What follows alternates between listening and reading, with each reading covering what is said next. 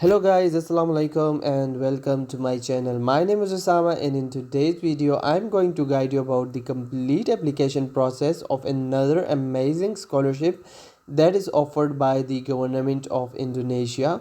So the applications for this scholarship has been now opened.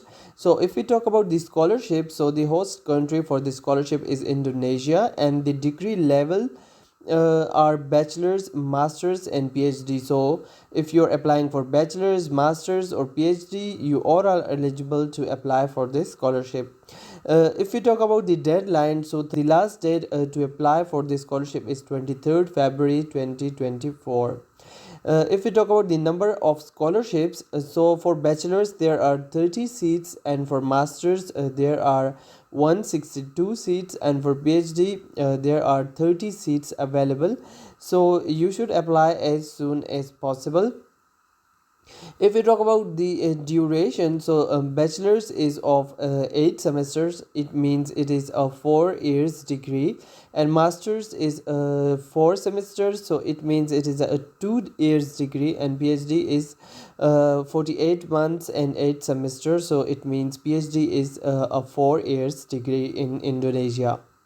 If we talk about the financial benefits of this scholarship, so they will waive off your complete tuition fee, and you will also be given a living allowance, and with that you will also be provided with research and book allowance. You will also be given health insurance, and they will also provide you economy class air ticket, and the local transport to the host university will also be provided by this scholarship. They will also help you settle when you arrive in Indonesia. If you talk about the requirements, so you must be from one of the developing countries. So as you know, Pakistan, India and Bangladesh are developing countries, so you all are eligible for this scholarship, and most of the African countries are also developing countries, so they are also eligible for this scholarship. You should fulfill the academic requirement for the choosing program and university. You should also have an IELTS or TOEFL, but you can also apply with your English language proficiency certificate if you have completed your last degree in English university or college. If we talk about the age requirements, so you should have a maximum age of 21 if you're applying for bachelor's. You should not be more than 35 years old if you're applying for masters, and the maximum age limit for phd is 40 years. You will also be required to submit a recommendation letter for this scholarship. This recommendation letter will be provided by the Embassy of Indonesia that is located in your country. For example, if I'm applying for Pakistan, I will get this recommendation letter from the Indonesian Embassy in Pakistan, Islamabad. Later on, I will tell you the complete detail about how to get this letter. Then you will also need an academic recommendation letter that you can get from your professor or teacher. And you also have to complete your online application form that I'll teach you in this video. If we talk about the timeline, so you should submit your application by 23rd February 2024. Selection administration will be from 26 February to 22 March 2024. And your interview will be between the dates of 25 March to 17 May. And the announcement will be made on 10 June 2024. You will re-register from 11 to 21 June 2024, and the document immigration for a submit student visa is 8 July to 9 August 2024, and you will arrive in Indonesia in August 2024, and your program will start in September 2024. So let's start our application process. For that, we will come on to the official website of KNB. Uh, I will attach the link of this website in my YouTube video description. So here you can see the application information. So जैसे कि आप देख सकते हैं कि यहाँ पे आपके पास एप्लीकेशन इंफॉर्मेशन गिवन है। You will be required to submit the offering letter.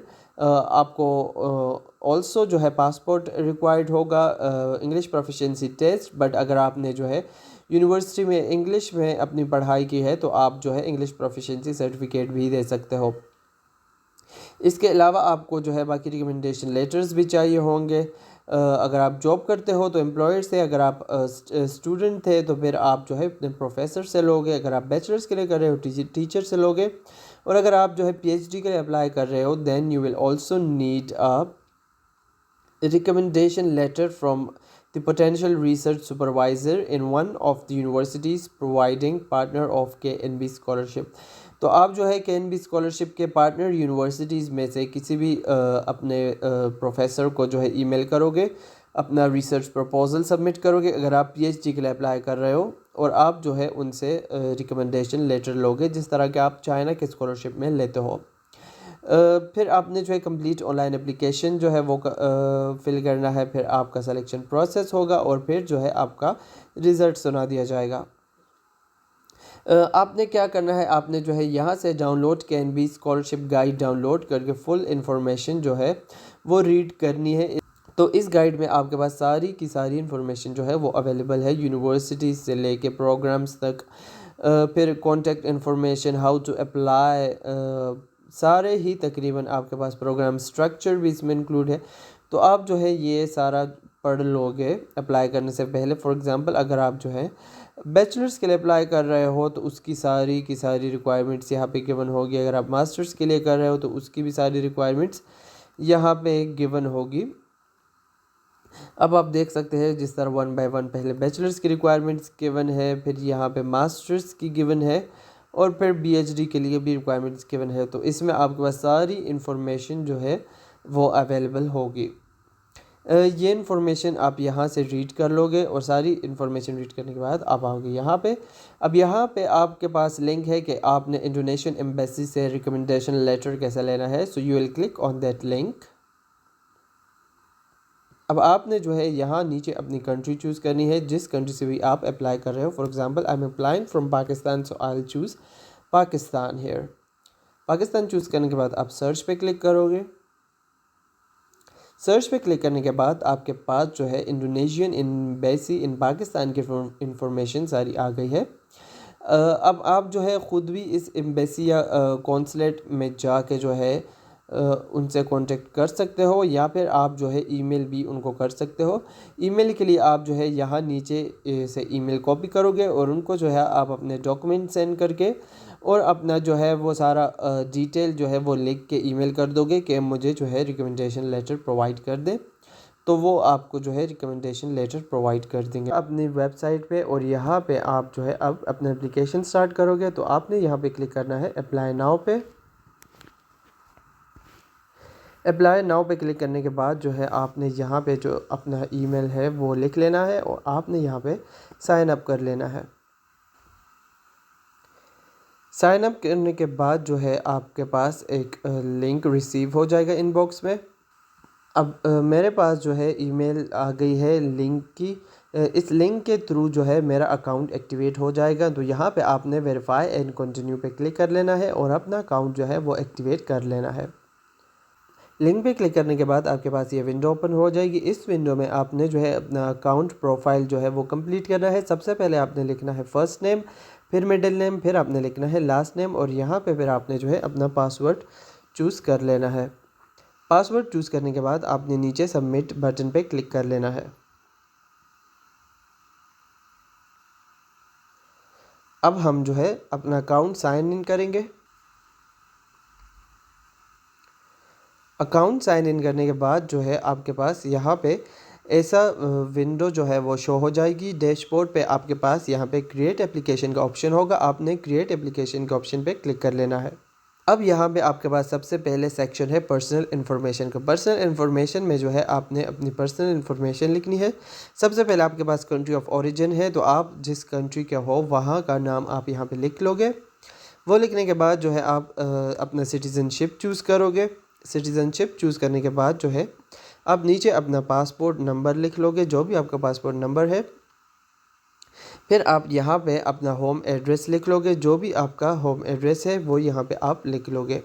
फिर आपने अपना करंट एड्रेस लिखना है। अगर आपका होम एड्रेस और करंट एड्रेस सेम है तो फिर यहाँ पे वही एड्रेस जो है वो नीचे पेस्ट कर लोगे।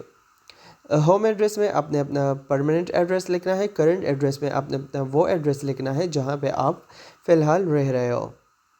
वो लिखने के बाद जो है आप यहाँ पे फॉर्मल फ़ोटो अपनी अपलोड करोगे। अपनी फॉर्मल फ़ोटो अपलोड करने के बाद जो है आप नीचे अपना ऑफिशियल पासपोर्ट डॉक्यूमेंट जो है वो अपलोड करोगे। आपने जो है क्लिक टू अपलोड पे क्लिक करना है और फिर आपने अपना पिक्चर जो है पासपोर्ट का यहाँ पे अपलोड कर लेना है। वो जो है आपने जस्ट पीडीएफ में अपलोड करना है। अगर आप पीएनजी या जीपीजी में अपलोड करोगे तो वो अपलोड नहीं होगा।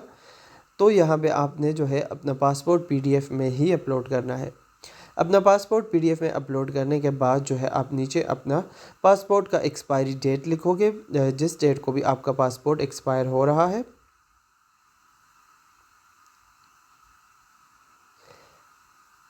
फिर आप जो है अपनी डेट ऑफ बर्थ यहाँ पे लिखोगे। जो भी आपकी डेट ऑफ बर्थ है वो आप लिख लोगे।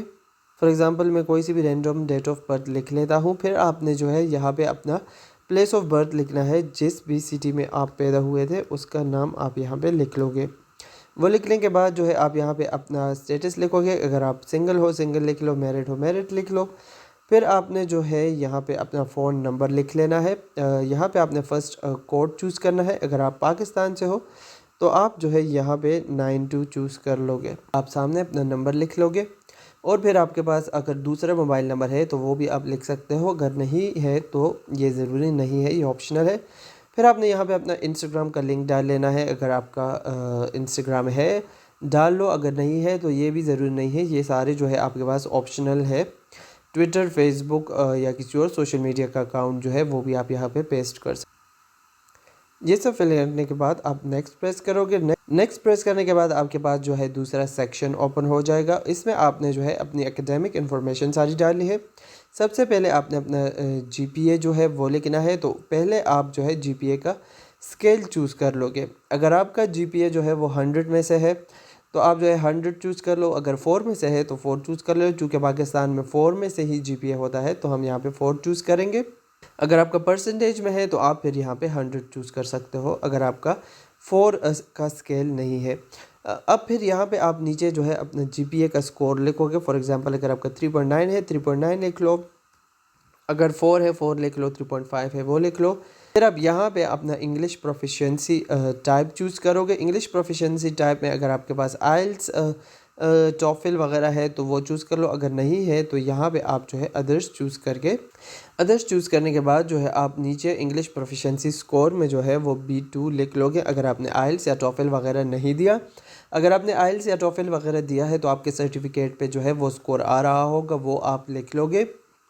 अगर आप इंग्लिश प्रोफिशिएंसी के साथ अप्लाई कर रहे हो तो फिर आप यहाँ पे B2 लिख लोगे। फिर आपने यहाँ पे अपनी यूनिवर्सिटी का नेम लिखना है और जो आपका कोर्स था वो आप यहाँ पे लिख लोगे। अगर आप जो है बैचलर्स के लिए कर रहे हो तो कॉलेज का नेम लिख लो और जो है अपना कोर्स नीचे लिख लो। फिर इसके बाद जो है आप यहाँ पे अपना आइल्स या टॉफिल या फिर इंग्लिश प्रोफिशिएंसी सर्टिफिकेट अपलोड कर लोगे। आपके पास जो भी अवेलेबल होए वो यहाँ पे आप अपलोड कर दोगे। वो अपलोड करने के बाद जो है आप आओगे ऊपर सबसे पहले आप अपना एकेडमिक ट्रांसक्रिप्ट जो है वो अपलोड करोगे। एकेडमिक ट्रांसक्रिप्ट जो है वो आपका इंग्लिश में होना चाहिए, तो आप अपना एकेडमिक ट्रांसक्रिप्ट जो है वो इंग्लिश में ही यहाँ पे अपलोड कर दोगे। एकेडमिक ट्रांसक्रिप्ट अपलोड करने के बाद आप नीचे जो है अपना सर्टिफिकेट अपलोड करोगे। ट्रांसक्रिप्ट में आप डीएमसीज अपलोड कर लोगे अगर आप बैचलर्स के लिए कर रहे हो। अगर आप मास्टर्स के लिए कर रहे हो तो फिर आप बैचलर्स की डीएमसीज जो है वो अपलोड कर दोगे। फिर आप नीचे जो है अपना सर्टिफिकेट अपलोड कर दोगे। अगर आपने बीएस किया है तो बीएस का सर्टिफिकेट अपलोड कर दो। अगर आपने एफएससी की है तो उस अपने इंटर का सर्टिफिकेट जो है वो अपलोड कर दोगे। फिर आप यहाँ पे जो है अपना एकेडमिक रिकमेंडेशन लेटर जो है वो अपलोड करोगे। एकेडमिक रिकमेंडेशन लेटर मतलब जो आपके प्रोफेसर्स या टीचर्स आपको प्रोवाइड करेंगे। फॉर एग्जांपल अगर आपने बीएस किया है तो अपने बैचलर्स के प्रोफेसर्स का रिकमेंडेशन लेटर यहाँ पे अपलोड करोगे। अगर आप जो है बैचलर्स के लिए अप्लाई कर रहे हो, आपने कॉलेज से पढ़ा है, तो अपने टीचर का रिकमेंडेशन लेटर यहाँ पे अपलोड कर दोगे। यह आपका एकेडमिक रिकमेंडेशन लेटर ही होना चाहिए। ये आप किसी एम्प्लॉयर वगैरह का नहीं डाल सकते। यहाँ पे आपने अपने प्रोफेसर्स या टीचर्स का ही डालना है, जिससे भी आप लास्ट जो है वो क्वालिफाई कर चुके हो। फिर नीचे आप जो है अपना इंडोनेशियन एम्बेसी का रिकमेंडेशन लेटर जो है यहाँ पे अपलोड करोगे। इसका मैंने आपको बताया है कि आप वहाँ पे आपके पास जो लिंक है उस पर क्लिक करके अपना कंट्री चूज़ करोगे और फिर वहाँ पे आप जो है एम्बेसी की डिटेल सारी वहाँ से लेके उस पर ईमेल करोगे अपनी डिटेल और डॉक्यूमेंट्स, या फिर आप वहाँ पे विज़िट करके भी उनसे बात कर सकते हो।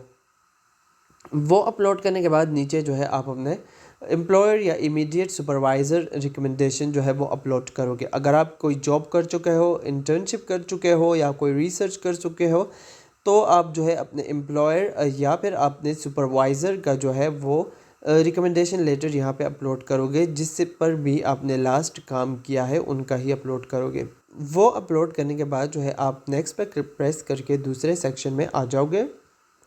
दूसरे सेक्शन में आपके पास जो है अब सारी डिग्रीज़ की ऑप्शन है। आप जो है यहाँ पे डिग्रीज़ और यूनिवर्सिटी जो है वो सेलेक्ट कर सकते हो। कॉलेज रेफरेंस में आपके पास सामने जो है सारे कॉलेजेस जो है वो लिस्ट गिवन है। ऊपर मेरे ख्याल से आप सिटी का नाम लिखा है और नीचे फिर यूनिवर्सिटीज़ का नाम लिखा है। तो इनमें से आप जो है अपनी मर्ज़ी के किसी भी कॉलेज या यूनिवर्सिटी में अप्लाई कर सकते हो। सबसे पहले जो है आप अपनी डिग्री सेलेक्ट करोगे जिसमें आप अप्लाई करना चाहते हो। मैंने मास्टर्स सेलेक्ट किया है फॉर एग्ज़ाम्पल। फिर आपके पास यूनिवर्सिटीज़ की ऑप्शन है, तो इनमें से आप किसी भी अपनी मर्ज़ी की यूनिवर्सिटी को सेलेक्ट कर सकते हो। यूनिवर्सिटी सेलेक्ट करने के बाद जो है आप अपना प्रोग्राम चूज़ करोगे, जिस भी प्रोग्राम में आप अप्लाई करना चाहते हो। फॉर एग्ज़ाम्पल मैं बायोलॉजी में अप्लाई करना चाहता हूँ, तो मैं बायोलॉजी चूज़ कर लूँगा। फिर आपके पास दूसरी ऑप्शन भी है कि आप किसी और यूनिवर्सिटी को भी सेलेक्ट कर सकते हो। तो आप जो है यहाँ पे अपनी मर्ज़ी की कोई सी भी दूसरी यूनिवर्सिटी जो है वो सेलेक्ट कर दोगे। यूनिवर्सिटी जो है वो सेलेक्ट करने के बाद आप नीचे जो है अपना प्रोग्राम सेलेक्ट कर लोगे जो आप जिसके लिए अप्लाई करना चाहते हो उस यूनिवर्सिटी में। तो आपके पास 2 यूनिवर्सिटीज़ के ऑप्शन है और 2 प्रोग्राम्स के ऑप्शन है। तो आप जो है यहाँ पे अपनी मर्ज़ी के कोई से भी यूनिवर्सिटीज़ और प्रोग्राम्स जो है वो चूज़ करके सेव पे प्रेस कर दोगे।